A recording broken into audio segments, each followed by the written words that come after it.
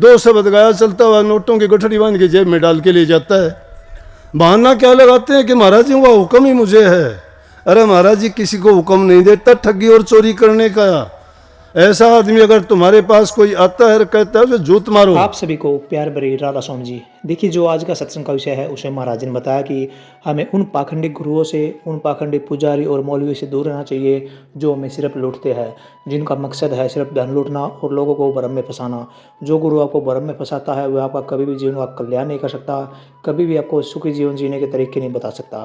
साथ ही महाराज जी ने बताया कि अगर हमें सुखी जीवन जीना है तो हमें सच्चे संत की शरण लेनी चाहिए। सच्चा संत हमेशा आपको अच्छी बातें बताएगा, नेक रास्ते दिखाएगा और आपके घर परिवार में किस तरह सुख शांति लेकर आ सकते हैं उन सभी बातों को बताएगा।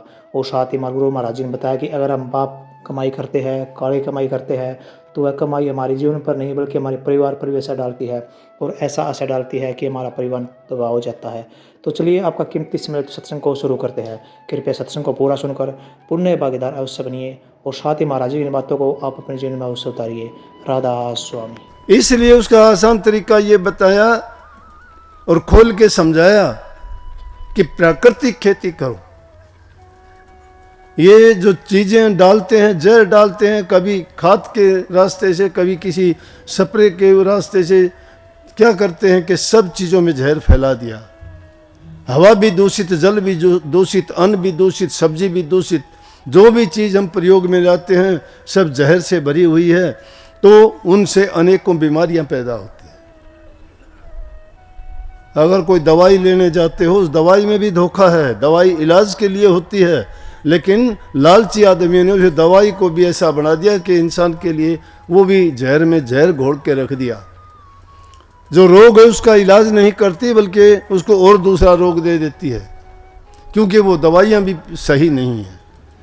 क्यों करते हैं ऐसा? थोड़े से लालच के लिए। किसान चाहता है मेरी थोड़ी सी फसल ज़्यादा हो जाए, गिनती नहीं करता कितनी उसमें खाद डाल देता है बेशुमार। उस अनाज को खाने वाले को देखते नहीं। क्यों आजकल इतना क्रोध हो गया लोगों में? कहाँ से आ गया क्रोध? उन चीज़ों का सेवन करते हैं तो आदमी में काम भी बढ़ेगा, क्रोध भी बढ़ेगा, लोभ भी बढ़ेगा, लालच भी बढ़ेगा। और यही बात तो है कि जिन चीज़ों से अगर बच गए तो भक्ति का रास्ता खुल गया। काम, क्रोध, लोभ, मोह, अहंकारों को तो 5 सबसे बड़े शत्रु मानते हैं। सब महापुरुषों ने दोहरा के ये बात कही है कि इन 5 से बचो। ये 5 दुश्मन लूट लेते हैं इंसान को। कोई क्रोध करके पाप करवाता है, कोई लोभ के लिए पाप करता है, कोई मोह के बंधन में फंस के मरता है, कोई अहंकार करता है किस चीज का। लेकिन सुखी जब तक हो तब तक ना खुदा याद आता है, ना सत्संग याद आता है, ना गुरु याद आता है, ना नाम को याद करते हो। ये इंसान की सोच है, अब से नहीं पहले से ही है। अगर जो सोच लेते हैं वो अपने जीवन को संवार भी लेते हैं। और जिन पर दुख की मार पड़ी ना, उन्होंने प्रभु के चरणों में गया। वो विभीषण को लात लगी, रामचंद्र जी के चरणों में गया।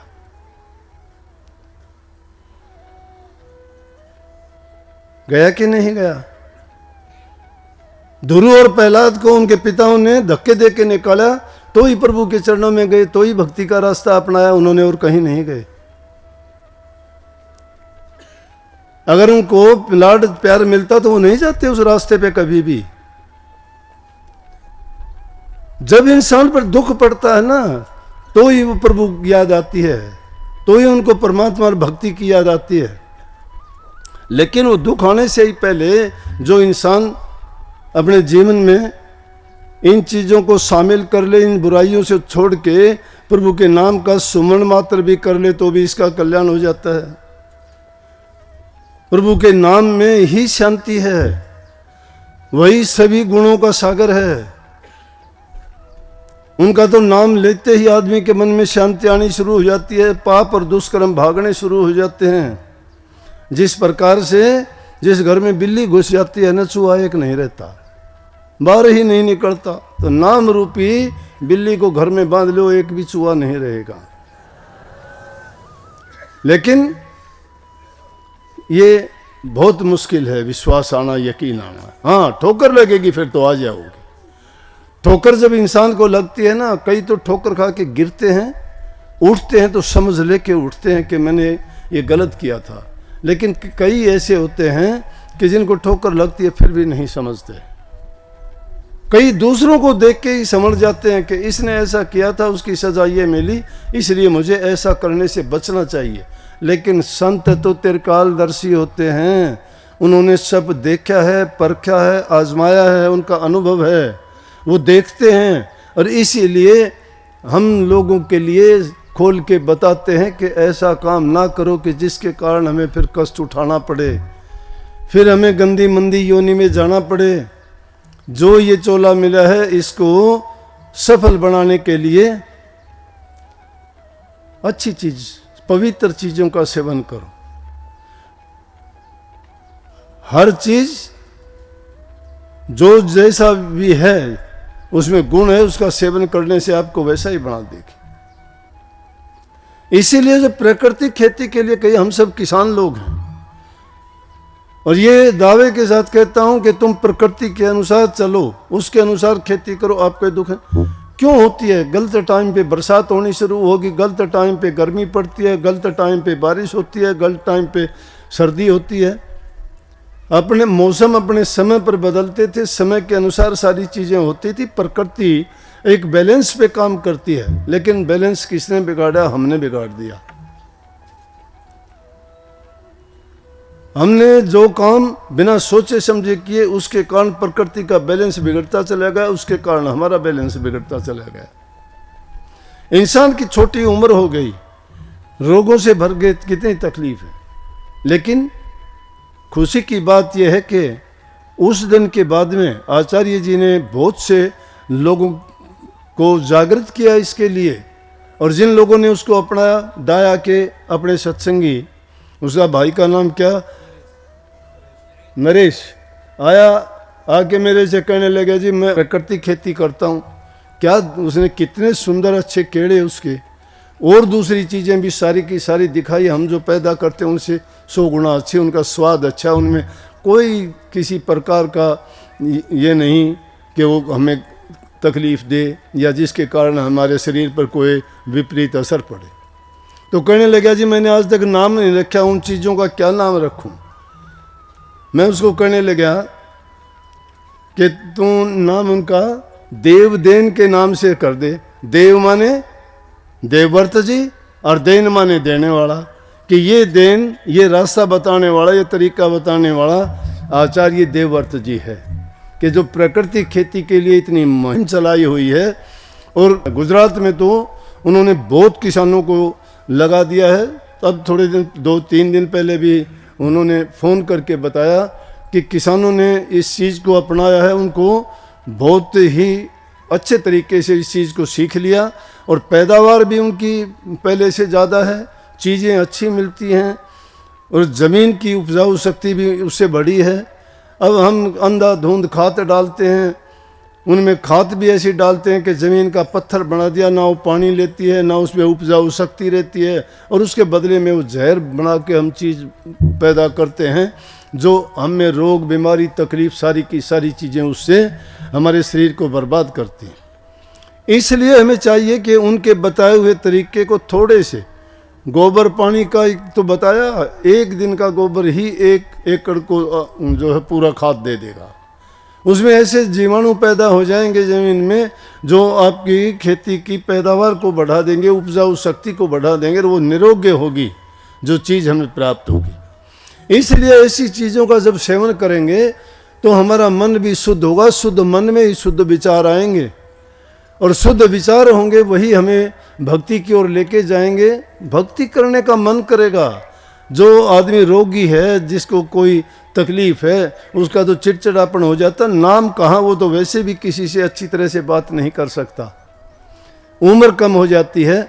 कई बार तो ये देख के बड़ा अफसोस होता है कि छोटे छोटे बच्चों की हालात जो देखते हैं, लेकिन माँ बाप को उन बच्चों का बोझ ढोना पड़ता है। क्या करें, पैदा किया है उन्होंने, किन चीज़ों के कारण, उन गलत चीज़ों के सेवन के कारण ऐसा हुआ है। कोई गर्भ से ही कैसा पैदा होता है, चलो कर्म अलग चीज़ है, लेकिन जो कर्म करने का हमारे मालिक ने हमें समय और वक्त दिया है, उससे हमें अपना कर्म सुधारना चाहिए। अपना कर्म तो सुधारना चाहिए, कर्म सुधारेंगे तो परिणाम उसके अपने आप अच्छे होंगे। कर्म अगर बिगाड़ते हैं तो अच्छे परिणाम की तो हम आशा कर ही नहीं सकते। इसलिए संतों ने कहा कि नाम जपो, नाम जपो। नाम जपने से ही बहुत फायदे हो जाएंगे। सुमन किया करो उसका। नाम का सुमन करने से क्या होगा, एक तो आपके मन में दूसरे विचार नहीं आएंगे। दूसरे कौन से? जो नकारात्मक प्रकार की सोच है। कितने लोग आके कहते हैं कि जी मुझे टेंशन है। टेंशन क्या है? किस चीज़ की टेंशन है? टेंशन नहीं, वो रोग है, वो बीमारी है। उसके चित्त में शांति नहीं है। जब टेंशन, रोग, बीमारी में नाम के बारे में, भक्ति के बारे में तो कम पूछने के लिए आते हैं, बीमारी वाले ज़्यादा आते हैं। मैं तो जब बैठता हूँ तो एक भी ऐसा नहीं होता जो ये कहता हो कि जी मैं सुमन इतने टाइम करता हूँ, या मुझे मेरा मन लगता है, मुझे शांति मिलती है, या मेरी एकाग्रता होती है, या कभी मुझे प्रकाश या शब्द या धुन कोई सुनाई देती है, या मुझे कोई इससे लाभ मिला। नहीं, सब आते हैं। कोई सर दर्द, कोई पेट दर्द, कोई कान दर्द, कोई आँख दर्द, कोई कहता है कि और नहीं तो कुछ ना कुछ ये कहेंगे जी मुझे टेंशन है। टेंशन का नहीं पता लग गया टेंशन किस बात की है, क्यों बनी वो टेंशन। वो टेंशन यही टेंशन है। तो अपने आप को इस काम में लगाओ ना, मन को नाम में लगा दो। नाम जब तुम जपते चले जाओगे, मन खाली है, ये बड़ा शैतान है, ये डामाडोल रखता, टिकने ही नहीं देता। इसको टिकने के लिए इसको गुरु की ज्ञान के अधीन कर दो। गुरु द्वारा दिया गया नाम ऐसा अंकुश है जो इस मन को रोकता और डांटता है। तो इसलिए गुरु की बात को तो भुला देते हैं, उसको तो भूले से भी याद करते ही नहीं कि सुमन होता क्या है। नहीं, ठगी जरूर सीख जाते हैं। आज के युग में मैं कहूँ धर्म नहीं, धर्म धंधा हो गया है। धर्म धंधा हो गया है।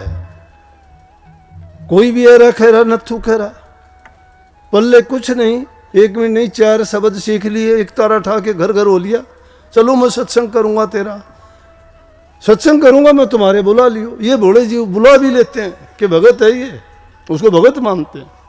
और वो भगत क्या करता है, 2 शब्द गाया, चलता हुआ नोटों की गठड़ी बांध के जेब में डाल के ले जाता है। बहाना क्या लगाते हैं कि महाराज जी का हुक्म ही मुझे है। अरे महाराज जी किसी को हुक्म नहीं देता ठगी और चोरी करने का। ऐसा आदमी अगर तुम्हारे पास कोई आता है और कहता है उसे जूत मारो, ये लुटेरे हैं, ये ठग हैं, ये बदमाश हैं, ऐसे लोग ये संगत में बिगाड़ करते हैं, किस नाम के पैसे दो उसको? देखो मजदूरी किया कर, जाके वहां मिलेंगे तेरे को। तू जो गाता है वो हम भी गा लेंगे। और उनको हमारा योगदान होता है ज्यादा उनको ठग बनाने में। उनको तो परवाह नहीं है कि उनके जीवन का आगे चल के क्या असर होगा, क्या परिणाम मिलेगा। जो इस तरह से जीवों से मांग मांग के भीख मंगे हैं, वो मांगते और भिखारी हैं, घर घर दर दर जो फिरते हैं। अगर ऐसा कोई मिलता है ना, उसको बेशक पुलिस में दे दो। अगर ऐसा तुमसे कोई कहता है और पैसे लेता है, नहीं, अगर करता है तो कर सत्संग, उसको ना दो चवन्नी भी, आ जा भाई रोज कर। ऐसे लोगों से ठगे जाते हो तुम। हम धाड़ धाड़ के रोजाना कहते हैं, फिर भी आप उनके पीछे हो लेते हो। तो ऐसे आदमी लज्जाहीन हो जाते हैं। लज्जाहीन आदमी को शर्म नहीं होती, कोई भी कुछ भी कर लेगा। तो मैं कहता हूं धर्म नहीं धंधा हो गया। करते तो नहीं है। अरे नाम भक्ति करोगे, तुम्हारी तो भावना ये होगी मैं किसी को दूं, लूं नहीं किसी से। जिस इंसान को सत्य समझ में आ गया, किसी का कर्जदार नहीं बनना चाहता, वो किसी का उपकार और भलाई करना चाहता है। इससे अच्छा किसी गरीब दुखी को, जरूरतमंद को अगर दोगे तुम्हारा पुण्य होगा। लेकिन ऐसे ठगों को देने से तो तुम्हारा भी नाश हो जाएगा। क्योंकि तुम्हारा दिया हुआ पैसा अगर गलत जगह लगता है या गलत चीज पे खर्च होता है तो उसका पाप तुम्हें लगता है। उसको तो लगे वो लगे, देने वाला पाप का अधिकारी बन जाता है, क्योंकि वो उसके देने के कारण वो पाप हुआ। इसलिए ऐसे पापों से बचो। सत्संग को पूरा सुनने के लिए का बहुत बहुत धन्यवाद। हम आशा करते हैं आपने सत्संग को बड़े ध्यान से सुना होगा। तो जैसे पहले सत्संग जी आपने सत्संग में सुना, महाराज जी ने बताया कि सच्चा गुरु आपसे कुछ नहीं चाहेगा, वह आपको कुछ मांगेगा नहीं, वह आपको सेवा देगा। सच्चा गुरु आपके परित और परोपकार की बातें बताएगा, आपका जीवन किस तरह सुधर सकता है ये बातें बताएगा और आपको एक अच्छा इंसान बनाएगा। लेकिन जो पाखंडी गुरु होता है वो उसकी नज़र सिर्फ आपके धन पे होती है, आपकी संपत्ति पे होती है। वह सिर्फ आपसे धन चाहेगा, ना कि आपके जीवन को सच्चा बनाने की कोई बातें बताएगा। इसलिए गुरु महाराज जी की इन बातों को आप अपने जीवन में अवश्य उतारिए। और जैसे ही गुरु महाराज जी ने बताया कि अगर हम पाप कमाई करते हैं और पाप कमाई से दान करते हैं तो वह दान भी हमारे जीवन को बहुत ज़्यादा प्रभावित करता है। वह दान हमारी पुस्तकों को खराब कर देता है और हमारे जीवन को बर्बाद कर देता है। इसलिए कभी पाप कमाई को कभी दान में मत लगाइए, अपनी नेक कमाई को दान में लगाइए और अपने जीवन को परोपकार अवश्य बनाइए। और साथ ही गुरु महाराज जी की इन बातों को आप अपने जीवन में अवश्य उतारिए और अपने जीवन को सार्थक, सफल और सुखमयी अवश्य बनाइए। और अगर आपको सत्संग बहुत अच्छा लगा तो कमेंट बॉक्स में राधा स्वामी लिखकर पुण्य भागीदार अवश्य बनिए। मिलते हैं जल्दी एक नए और बहुत ही प्यारे प्रवचनों के साथ। तब तक के लिए राधा स्वामी।